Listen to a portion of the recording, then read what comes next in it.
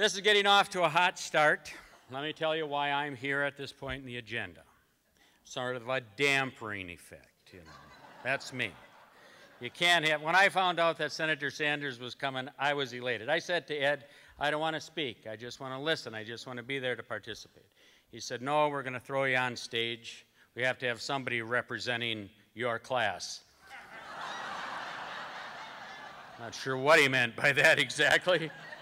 I said, you meant local talent. He said, no, I don't think you've reached that level yet. How about, would you settle for local color? Oh, well, I'm here at any rate, and I'm pleased to be here. I can't believe it is 10 years. When this all started out, I was a younger guy. Much younger. I felt younger. I felt a little more optimistic, I got to tell you. That's the Eastern European side of me. I am Polish, after all.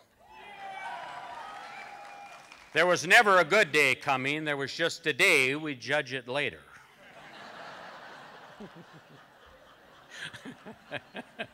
That is so true. I should just quit right now.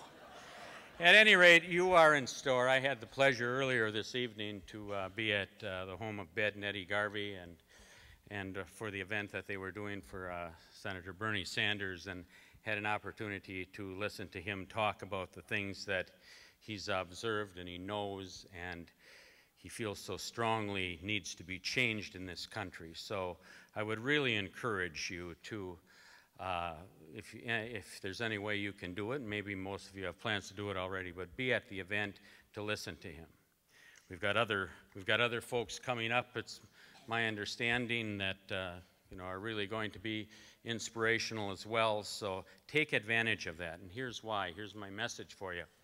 Because in spite of the fact that, well, Ed has been doing this for 10 years, and the likes of Jim Hightower and Bernie Sanders and others come and they speak and they do their part. The real part in this democracy, and we are challenged, is what you do.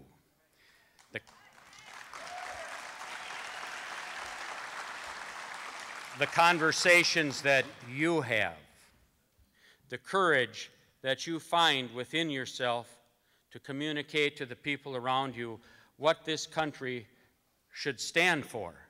And I might add what it has stood for in the past. Someone said to me, not too very long ago that, well, isn't this tough for you to observe this? I said, well, when I think about it, and I think back to my days in school, this country has been through these sorts of things before. And the fact of the matter is, we're here at Fighting Bob Fest because a fellow named Bob LaFollette decided to take on the same sorts of challenges that we are feeling today. He and his wife and his family dedicated themselves to making the kind of change that had to be made if America was going to be the sort of America it was intended to be. And Senator Sanders is right. It is being stolen from us by the right wing for a very, very, very selfish reason. Their own greed and the protection of their own wealth.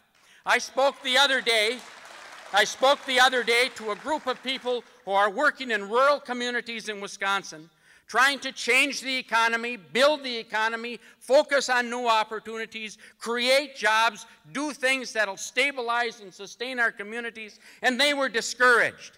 They said, Stan, you talk about these things, but there really is no money. There is lots of money in this nation. This is a wealthy nation. There's tremendous wealth in America.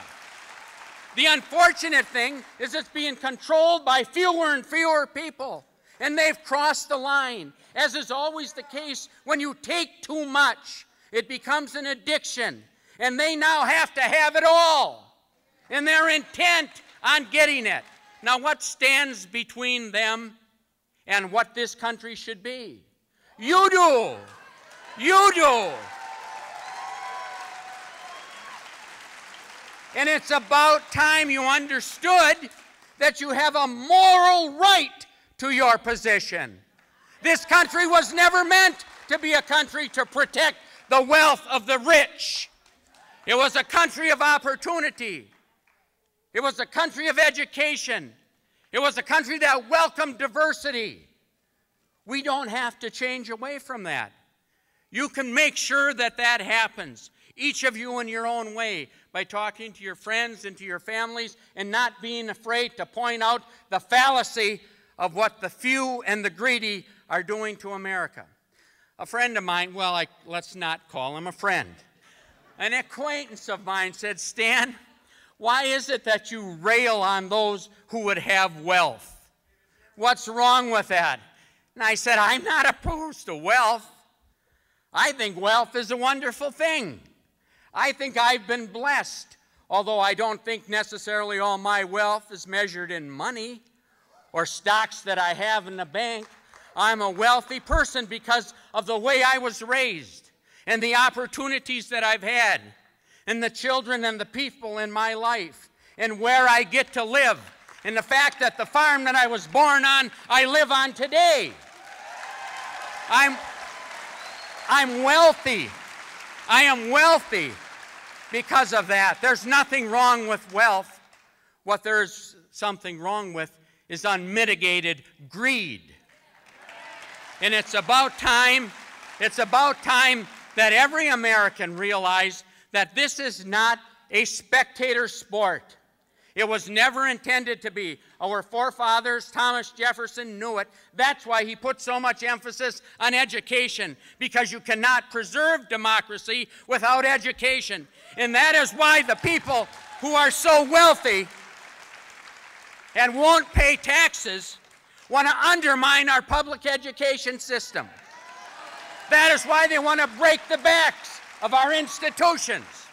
That is why they want to downsize the universities. That is why they want to control that environment. Now, Bernie Sanders and Ed Garvey and John Nichols or I or anyone else, we cannot do this unless you're engaged and you're involved. And that's what I call you to tonight, to engagement and involvement. Step up to the plate. Talk to people. Get involved. Make a difference. Call them out when it's appropriate so that we can make a difference for our children and our grandchildren. And oh, by the way, this is something on a little lighter note. At this same meeting I was speaking to, the question always comes up, well, you talk as if these politicians would listen to us. I said, oh, I was in the legislature. They will listen to you, but they have to first understand that you have the power to take from them what they want most, which is power. So, you know, you've got to be willing to be engaged. And this is the humorous part of it. And one of them said, yeah, well, a lot of times when they get there, they change. And you can never tell exactly who it is you're electing and what they'll be like. Now I'm going to tell you. You can kind of tell that, okay? When they talk in their speeches about giving tax breaks to people who have already had as much tax break as they can reasonably get or expect, you can pretty much assume that they're not fit for public service, all right? That would be one thing. When they break the backs of the institutions that create our commonwealth, the protection of the environment, reasonable transportation plans, the union people that work so hard to keep this state functioning, when they speak against them and those principles and those institutions, they're probably not fit for public service, all right?